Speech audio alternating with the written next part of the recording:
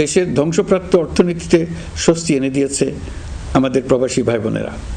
অন্তর্বর্তী সরকার দায়িত্ব নেবার পর থেকে রেমিটেন্স ধারাবাহিকভাবে বেড়েছে। ফেব্রুয়ারি মাসে রেমিটেন্স প্রবাহ রেকর্ড গড়েছে, প্রায় 25% বৃদ্ধি পেয়ে $2.5 বিলিয়ন পৌঁছেছে।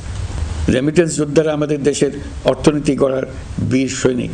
তাদের জন্য প্রক্রিয়াগত যেসব বিষয় রয়েছে সেগুলো সহজ করে দেওয়া আমাদের দায়িত্ব। তারা যেন ভোগান্তির শিকার না হন, দূতাবাস যেন ঠিক মতো কাজ করে, এটি নিশ্চিত করার জন্য আমরা ব্যবস্থা নিয়েছি। আগামী নির্বাচনে যেন তাদের ভোটাধিকার দিতে পারি সেজন্য কাজ করছি। পলাতক সরকারের আমলে চট দখলের মতো দেশের ব্যাংকগুলো দখল করে নেওয়া হয়েছিল। আমানতকারীর টাকাকে তারা নিজেদের ব্যক্তিগত টাকায় রূপান্তরিত করে ফেলেছিল।